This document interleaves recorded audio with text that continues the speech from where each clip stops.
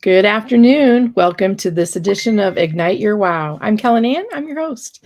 Really excited about today's guest, but let's take care of some house cleaning. I don't know why I call it house cleaning because we're not really cleaning a house, but we have two wonderful sponsors for this programming. The first one's Blue Sky Video Productions. Bruce Himmelblau is my producer. He's a YouTube strategist. And if you're thinking of going live and doing live streams, you definitely need to call him. And he gives us a tip every week. So, Bruce, what's your tip? Hi. So the tip is, if you're appearing on a lot of YouTube channels and doing a lot of interviews, like I know you're doing, you can actually curate that content into your own YouTube channel. And so if you're appearing on a lot of channels, here is all of your interview appearances across YouTube over the past several months. So you don't have to actually download the video that you appeared in and then re-upload it to your YouTube channel. You can just add it to your own playlist. And we have your playlist called Appearances, Interview Appearances. Love it. Thank you. Great way to keep, and that way your people who are following you don't have to search all over the YouTubes to find your content. See, folks, that's why he's my producer. I didn't even know you could do that. So thank you, Bruce. Another sponsor. The other sponsor is Cards That Wow, which is me.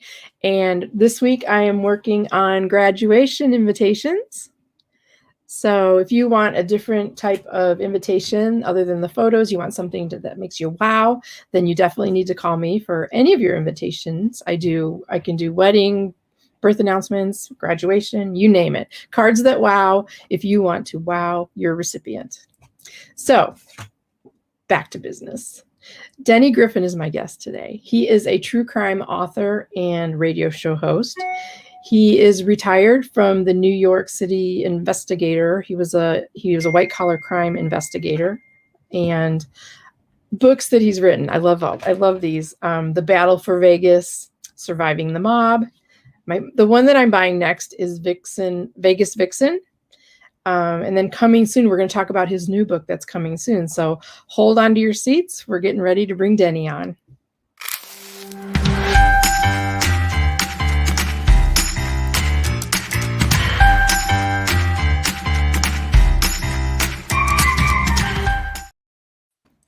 Denny!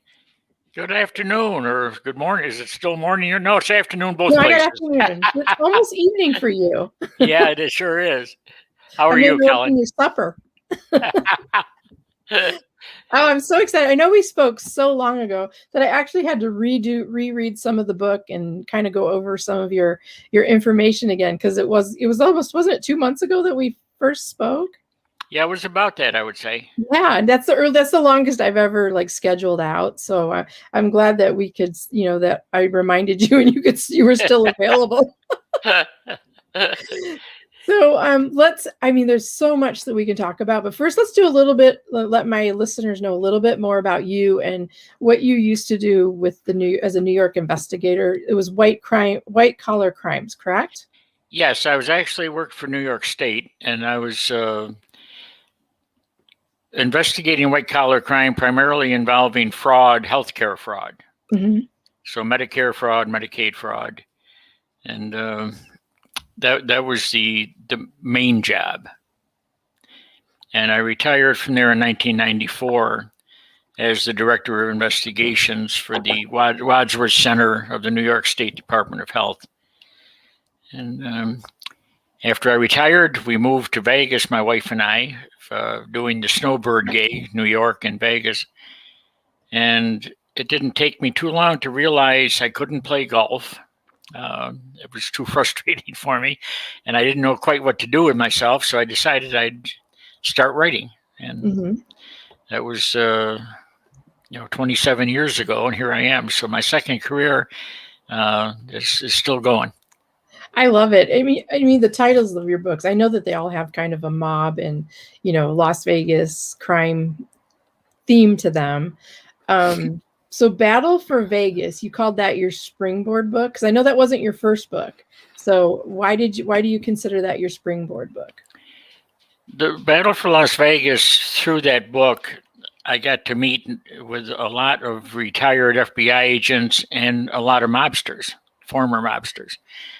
And I developed relationships with these individuals. And that opened the door for all kinds of stories and access and inside information that the average person doesn't have access to. So I was very excited about that, and that book was the start for me of all these introductions and contacts. That's amazing. So I was reading, in Bringing Down Cullotta. So correct me if I'm wrong. The Dennis or David wanted to work with you. He wanted you to help him write a book because he met somebody. The guy that brought him down was doing a mob tour, and he was on his mob tour. And he said for him to contact you to help write the book.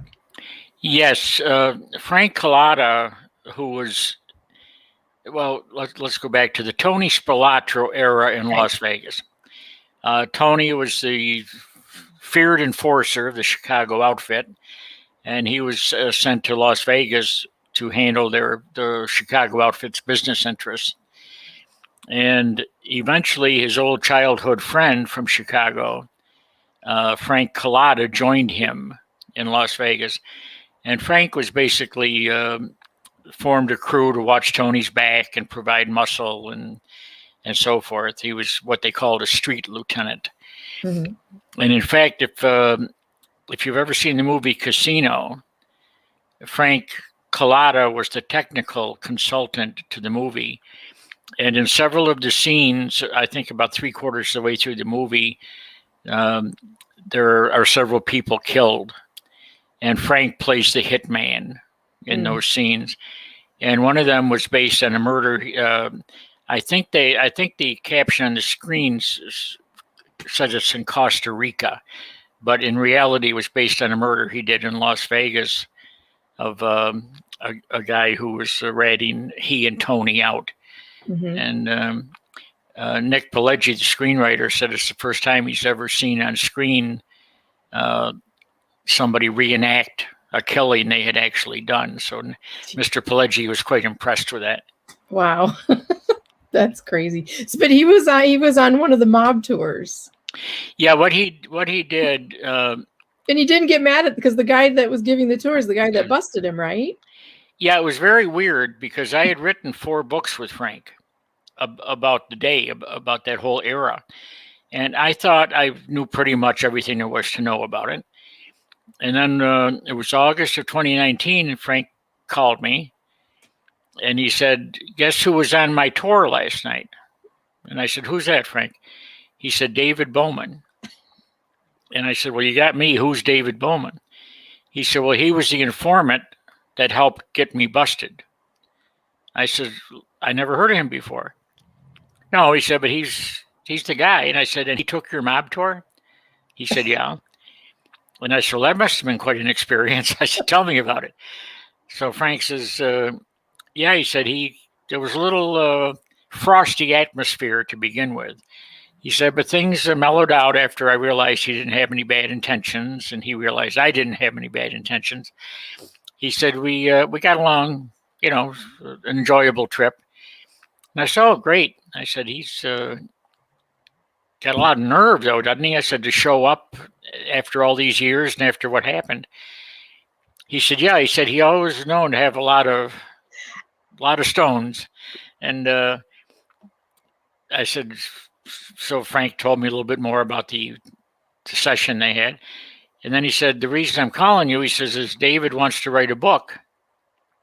And I offered you up to see if you would help him with it." And I said, "And that's okay with you?" He said, "Absolutely." He said, we did what we did. We all did what we did. And he said, so I got is it okay if I give him your contact information? I said, "Okay." So that's how David and I got connected.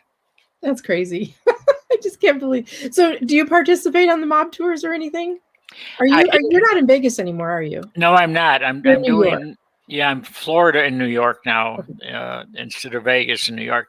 But I did when the tour David Bowman took with Frank was Frank's private tours. That's when he takes two or three people out.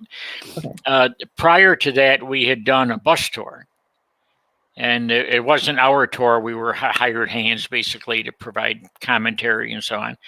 So yeah, Frank and I both did the bus tours, and then after that gentleman passed away who was running the tours. Frank started his own small tours, private tours. Nice. There's a lot of interest in all of this, so I imagine that propelled the books. I mean, a lot of people want to know the real stories, right? They do. They certainly do. One of the questions I get asked, of course, with COVID, I haven't been on the speaking circuit much, but every time I did a live audience, people would always want to know: is the mob still in Las Vegas? That was one of the questions I always asked, and my answer has always been: there's too much money in Vegas not to have an organized crime presence. There's too much money there. Now they're not in Vegas the way they were in the Spilatro era, with the casino skimming and all that kind of stuff, but they are there. Last I knew, they went into the adult entertainment area, and they were making their money there. In fact, I co-authored another book about. It's called Wrong Numbers, and it was about the New York mob was running in the escort services, and an enterprising guy hijacked their phone system and intercepted the calls that should have been going to their escorts, and they found out about it, and they sent a guy out. His name was Vinny Aspirins, and they called him Vinny Aspirins because he got rid of the mob's headaches. And he used to work on his victims with a drill. Oh my God. He would take a power drill and drill into their heads. So he was an interesting character, to say the least. I don't know what I don't want to meet him. I got enough holes in my head. So I know this is an older book, but Vegas Vixen. Vegas Vixen. That's the one I'm buying next that you're going to sign for me. Okay. Vegas Vixen was the third of three books I did with the same male-female Las Vegas Metro homicide detectives. And the Vixen was the last of the three. But they were all standalone books. You didn't have to read all three. Right. They were all separate cases. And yeah, they were fun to write. So, and then you've got a new book coming out. I do. It's The Mysterious Death of Sergeant Rust. Correct. So can you give us a little tidbit, a little taste of what it is? Yes. Back in 2010, I was working as a part-time private investigator, and my boss asked me if I would travel to Watertown, New York, which is up in it's near up toward the Canadian border, and meet with a lady whose son had been a sergeant in the 10th Mountain Division, headquartered at Fort Drum in Watertown. And he had disappeared from a local bar in 2007 after he returned from deployment to Afghanistan. And his skeletal remains were found 6 months later in a field outside of Watertown by a farmer cutting hay. And the case was cold. It hadn't been solved. In fact, this condition of the remains was such the pathologist could not come up with a cause or manner of death. Both are currently undetermined. So I met with this lady. The name was Judy Rust, and her son was Patrick Rust. And we talked for a couple of 3 hours in a restaurant in Watertown. And I agreed to take the case. And I started working on it, and I'm still working on it today. And it still is unsolved. However, there has been some progress made that I'm quite excited about. And I decided I would write the book to tell the story, not only of Judy. Judy is just one of many survivors of victims of homicide or suspicious death, and what they have to go through trying to get justice, trying to get answers. So that's why I decided to write the story of the investigation, my investigation into Patrick's death. So is there going to be a part 2 that when you solve it? Well, I'm certainly hoping so, yes. And there's one of these cases, I guess everybody that's ever done any investigative work has a case or two that just captures them and they can't let go. And Patrick Rust is my grabber. I can't let go of it. And I've become very close friends with Judy Rust, Patrick's mom. And she deserves better than she's had so far from the authorities as far as trying to get to the bottom of what happened to Patrick. And I took a little different approach with this book. I use a lot of my actual documents of my interviews, the reports I wrote, and so on. So I take the readers along with me on the actual investigation. Oh, I can't wait to get this one too. I say, put your detective's hat on and away we go. And we're going to see if we can get to the bottom of how and why Patrick died. I've noticed in in Clubhouse, I've been in some rooms where there's true crime people talking about true crime and cold cases. And there's always a case that gets stuck in their craw that, if they can't solve it, that, they just like what you had described. And I've noticed that with, a lot of the, I guess the detectives and the people that are trying to solve these cold cases, that they get this desire, they get this passion that I've got to solve it, because now you've become friends with, his wife and his son. And now you've got it, you really want to solve this case. Oh yeah. And like I said, I think probably if you talk to investigators, they would probably all tell you that there is at least one case that really, they can't let go of. And I think that's natural. I think everybody has that special case or special, maybe a couple of them. I think that's why I like interviewing, people like you and that are into this, solving the crime and, getting closure for the family. It's just, I think it's so noble. So thank you. As an investigator, I mean, you're obviously still working on this. I mean, everybody has this idea of what a PI does. Okay, like Magnum PI, and they make it so glamorous. I mean, are you sitting in front of a computer looking at documents? And I mean, what is it like in researching these types of cases? A lot of computer work into it, but of course you have to be careful because all kinds of stuff gets posted on the internet that may not actually be accurate or right. So you have to be very cautious and vet the stories or the articles or whatever you find. But yes, there is a lot of computer work, and I have developed these contacts that I can go to for advice or share with them what I found and ask if it makes sense, and is it do they think it's legitimate, and so on and so forth. But and I don't I could travel. If I had the resources and the time, I could travel all over the country on these cases and do interviews in person, or try to. I don't, so I have to rely to a great deal on phone and emails and internet research. So will they do a Zoom call or like a face-to-face virtual meeting? Have you had luck with that? Some do, and others shy right away from it. They don't want to be. They don't even want to be quoted. They want to remain anonymous. They are tough to deal with because I like to name my sources, right? Well, wherever possible. Because you want people to say it's not. I didn't just make this up. Somebody really did say this. Exactly. Yeah, and it's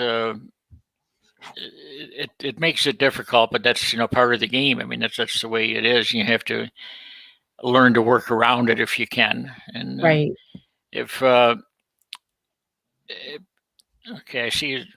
Yeah, Lana she said, I would be afraid someone would come after me. Denny, do you ever fear for your safety? Not so much anymore, but when I first started doing the mob books in Las Vegas, I had a couple of incidents that I had to call Las Vegas Metro. I had written the police history of Las Vegas, so I had a lot of contacts in the police department. And I had an individual who was watching my house and surveilling me and so forth, who wasn't happy with me. And after I saw him a couple of times outside and so on, I called Metro and I said, I got the situation. What do you think? And they said, don't worry about it. We'll take care of it. And the guy never showed up again. What they did, I have no idea, and I probably don't want to know. I don't want to know. But they apparently discouraged him from whatever he had in mind.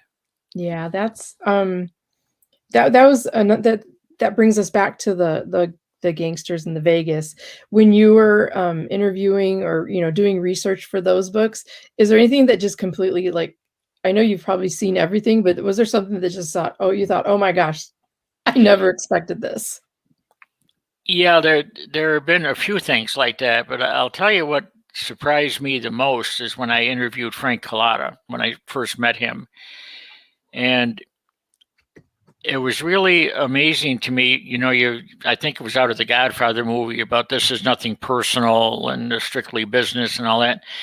Well, I wanted to know, Frank wasn't living in Vegas at the time, but he did come to Vegas to help me with the first book we did was his biography, Cullotta.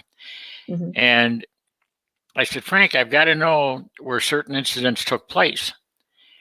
And I said, can you help me out with that? I said, let's take a ride around town. I'll drive and you tell me where things happened. And it was incredible of what I missed because Frank was strictly monotone, never any voice inflection. And I drive along, he'd say, yeah, I had to break a guy's legs here one night in this corner. And then I'd be a half a block down the road and it would dawn on me what he said. I'd say, wait a minute. Tell me more about that. That's what people want to know. They want to know what it was like living the life you led. So he would, we'd drive, we'd go back around the block and come back to the same place and he'd fill me in on what had actually happened. But I had to learn to listen. That was really key with Frank. Other guys were a little more, they would be a little more emotional, if you will, and they'd, their tone would change and so forth. But Frank was the toughest. That you had to be on your toes every minute or you'd miss something. And and he told me a couple of things about the time Tony Spilatro got shot. I had never heard that before. Mm-hmm. And some guy, Tony was returning.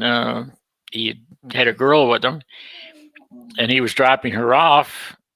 And all of a sudden, this guy comes out on the sidewalk, and he pulls the gun on Tony. Now, not many people. I assume he didn't know who he was dealing with. Apparently not. but he held the gun on him. It was a stick up. He was going to rob him. Oh my God, yeah. Bad day. So Tony wrestled the gun away from him. In the process, the gun went off and got Tony in the leg. Oh. So Tony had to go to a friendly doctor who wouldn't report the incident to the police and so on. But there was a lot of stuff like that too. And I told Frank when we finished that book, I said, Frank, I said, I'm really interested in this stuff. I said, and if we never sell a single book, I'll never regret, the hours and hours of conversations we've had, and what I learned. It's been a great experience. And in fact, my wife, Frank Cullotta was mentioned in the Battle for Las Vegas book, mm-hmm. and it was obvious from there that he was kind of a bad guy, and when we weren't making much progress with his book, his biography. So I told him, I said, Frank, I said, you really, because of his new identity with witness protection and all that stuff, I couldn't know his name. I couldn't have any contact information. I had to go through the FBI guy. And I said, this just isn't working. And he said, well, I'll tell you what, I'll come to Vegas and we'll straighten everything out. So I hung up the phone and I told my wife, I said, her nickname is Bear. And I said, "Hey, Bear, guess who's come to dinner?" She said, "Who?" I said, "Frank Cullotta." "Not in my house, he's not." And I said, "Well, I hate to say this, but I can't call him up and tell him he's not welcome now, you know." So the day Frank came, he came in one door and her and the dog went out the other. She wouldn't stay in the house with him. Wow. And they ended up, though, to be great friends. And when Frank passed away last year, she was just devastated. Oh. They overcame their issues. That's good. Yeah. I just couldn't imagine. Oh, by the way, guess who's coming to dinner? You know, I had a similar instance. You know, we just had speculation that my uncle may have been connected somehow. And one Thanksgiving, he brought someone to dinner, and I was very young, but I remember my mom dragging my uncle by the ear, dragging him into another room, saying, "What the hell are you bringing him here for?" And because when my dad, she goes, "Oh, what's your name?" And he goes, "Sam." And he goes, "No, oh, Sam who?" He goes, "Just Sam." And that's when my mom grabbed my uncle by the ear and took him out of there. So I don't know if that was any. That's kind of how my mom acted.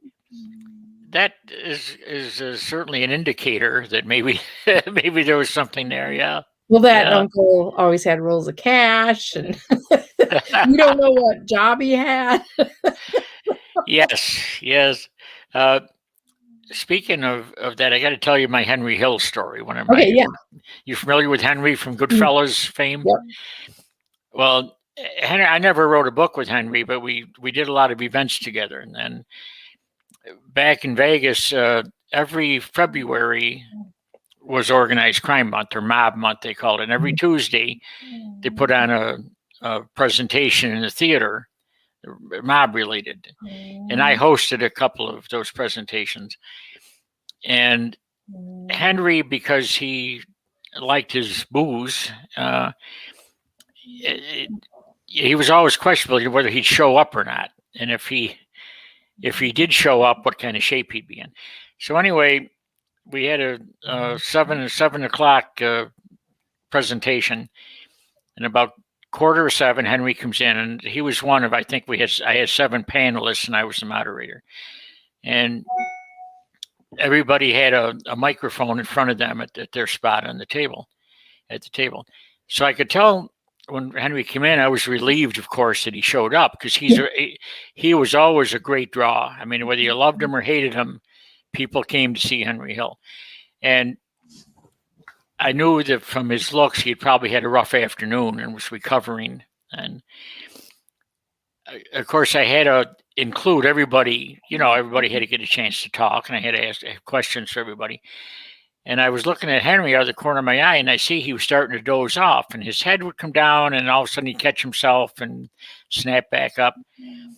And finally, I was talking to somebody else, and I'm watching, sideways there, and I see Henry's head go down, and this time he doesn't catch himself. And his forehead slammed into the open microphone. And it sounded like a gunshot going off. And people are screaming. They think there's a hit. Oh my God. Going on in the theater. And we had 350, I think, people in the theater itself. And they had an overflow room with a closed circuit set up with another 150. So all these people, I couldn't see what was happening in the overflow room, but I know in the main theater. And people are diving under chairs and stuff. And of course, Henry wakes up, when he hits the microphone. And some poor woman, she was trying to get out. And she was heading for the exit. And Henry spots her, and he said, "You, where are you going?" And she stuttered. She couldn't talk. She was panicked. "I'm going to the ladies' room." "Oh, no, you're not. You know too much," he said. The look on her face was priceless. Oh, my God. Then everybody, of course, broke out laughing, and that kind of broke the spell. And she realized then that it was a joke, and that she was not going to be kept or kidnapped or anything. So she felt a lot better. But Henry was an experience, I got to tell you. Yeah. There he is. There's Henry, yes. And there's Frankie. Love it. Had some good times. So I had a question. I can't remember what it was. I'm going through my notes here because I want to make sure. Sure. A Public Safety Writers Association. Are you still involved with that? Well, I'm sorry, I didn't hear you. The Public Safety Writers and Associates? Yes. Want to tell us a little bit about that? Yeah, there are a lot of retired people who are in the public safety business. They were anywhere from police, sworn officers, just people that's private investigators, or dispatchers.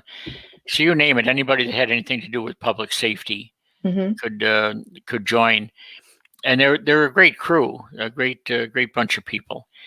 And I'm also with the Wednesday Warriors, and that was, again, a lot of retired police officers. And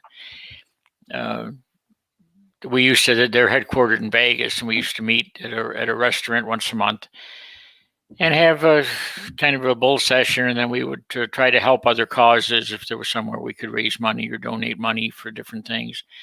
Wounded Warriors, for example, was one. And so that was a very worthwhile organization as well. So the Public Safety Writers, is that you just worked on help people with like fundraisers and things like that, or? Well, we did anything we could to help in that area, but we also help people with books.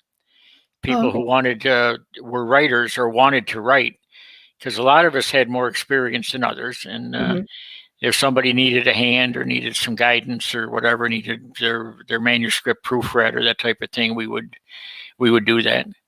Well, that's great. I love that. You're it doesn't seem like you ever have any time to rest. I feel that way sometimes, yeah. So what's next after this new book? Is there something else? Yes, I'm doing another mob book that I can't disclose right at the moment, but it's in progress.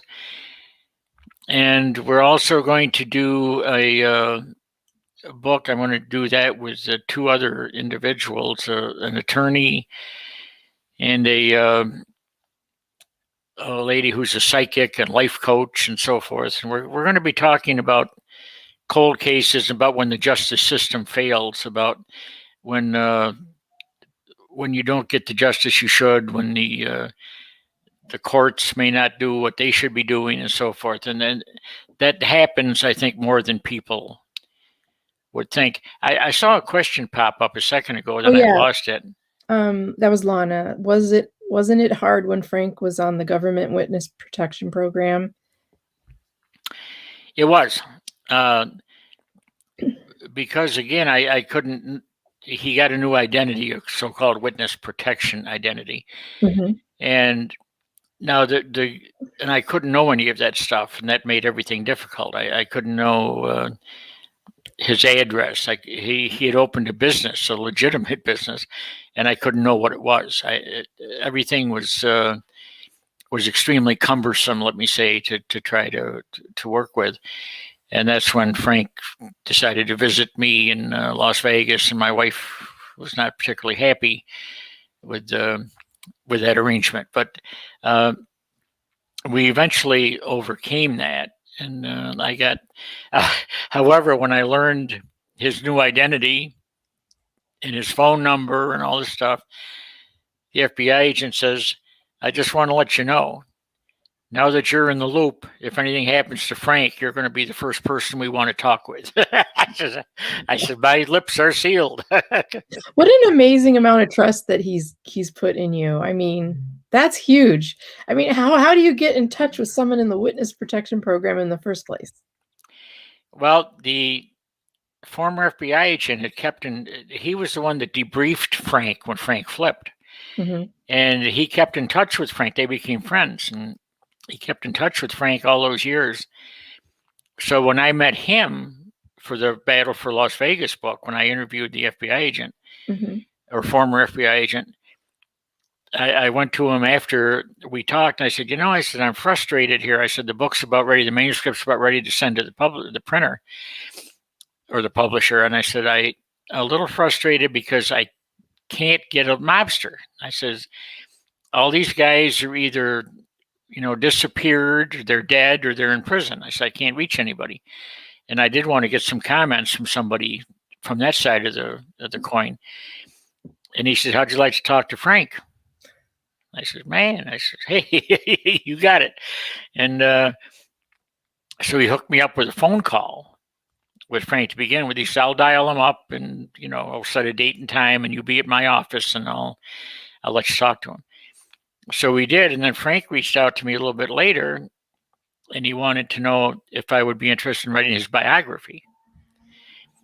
So that started that, and in order to do that, Frank had to come to Las Vegas, and we had to meet in person to iron out what we were going to do and the financial end of it and all that.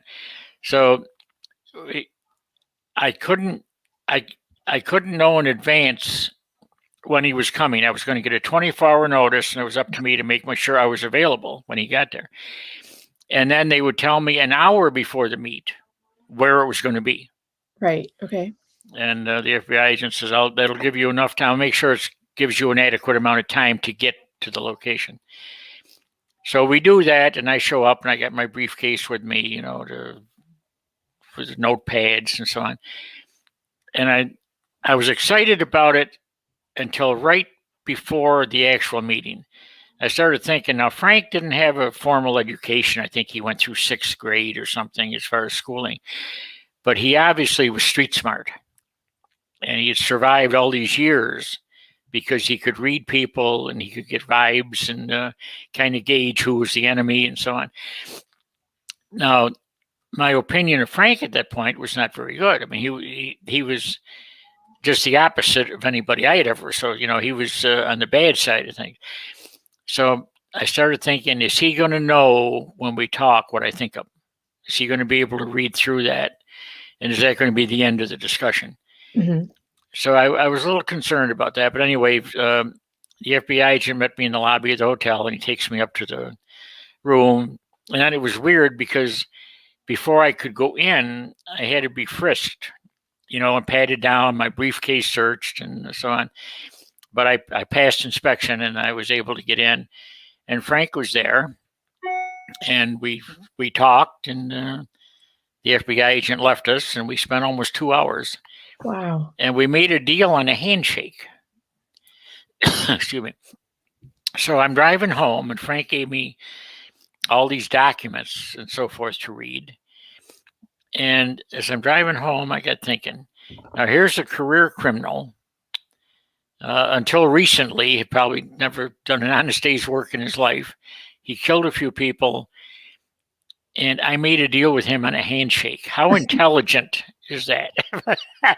So I had some little second thought problem there on the way home, but I think that in that business, we'll call it, they were true to their words, weren't they? I mean, loyalty was important. It was.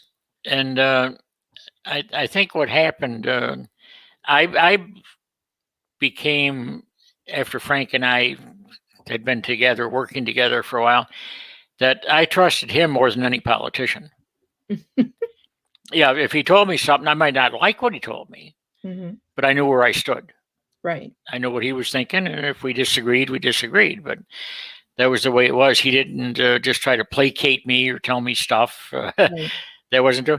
And the other good thing about it, I went over this at length with one of the FBI agents, and I said, I want to make sure I understand this. This witness protection, when somebody goes into the program, they are vetted. Am I correct? Vetted very closely to make sure that the information they're giving you as part of their deal is legitimate information that could be used in a prosecution or an indictment or what have you. Mm-hmm. And he said, absolutely. He said, we go through them, we make them, in Frank's case, he said we had to go to every location that he had ever burglarized or robbed and where certain incidents took place. He said anything that didn't check out, we withdrew our offer. Oh. He could not get in the program, and he was going to jail probably for life. So he said he had everything to gain, nothing to lose by telling us the truth. So that actually, knowing he'd been vetted that carefully by the government was actually a plus. Mm-hmm. So Lana just said, Denny just answered a question I was about to ask. Some politicians maybe have been more sideways than the mob. I was told by Frank at one point. He said, the only difference between us and the cops, he said, they carried badges, we didn't. The Las Vegas Metro of the day, of that era. Wow. He said there were some guys in there, he said, that could have been just as easily been successful mobsters as they were police, because they tended to shortcut the rules a little bit. And I know a couple of them that I interviewed made me swear silence, but they told me about some things they had done that were a little bit outside what they were supposed to do as far as getting evidence and so forth. But yeah, they did. And politicians, Frank and I had a lot of talks over the years about politicians, and his opinion of them was similar to what he told me about Las Vegas Metro of the day. He said they steal, but they do it legitimately. He said they have cover. He said, just take a look, he said, at the lottery games. He said, this started out as organized crime's numbers racket. You played the numbers. He said, look at off-track betting. That was the bookmakers. And he said, as soon as the government finds out there's money to be had, they take it over. He said, but a lot of those businesses, he said, were mob created. And then when the government finds out there's a buck to be had, they swoop in. Exactly. So here's the important question. Yeah. Did you get your picture taken with him? Yes. Okay. Yes. Is it hanging in your house? Yeah. In fact, he did a nice poster for me. It's from the Casino movie. And it's him and Sharon Stone and De Niro and Pesci and all of them. And he signed it to me, to Denny and Bear. From Frank. So I got that hanging on my wall. And that's cool. That's cool. Yeah. I could talk to you for days. Well, thank you. I need to have you come back. Maybe, well, we don't have to wait for you to solve the crime, but if you get something interesting you want to talk about or a new book, I would love to have you back, because I know my audience is going to love this interview as well. So, do you have anything final you'd like to say to the audience? No, I just want to thank the listeners for tuning in, and thank you for the opportunity. I really appreciate it. It's been a lot of fun. And what's the best place they can reach you? Okay, I prefer my website, which is DennysNGriffin.biz. Okay, there it is. And almost all my books are on there. I got a couple to add yet, a couple of the latest ones. And there's a contact form if they have questions for me or want to contact me or whatever. They can do it through the website. Awesome. Well, you were amazing. Thank you so much. Thank you. So everybody, thank you for watching. If you are watching this on the replay, let me know. If you have questions for Denny, put them in here and I'll get them answered for you. If you like what you saw today, people that are watching live and on the replay, please be sure to share this with your friends and make sure you subscribe to this channel so you don't miss any more awesome interviews. So I hope everybody has a great day, and Denny, you are awesome. Thank you. Thank you. Bye-bye.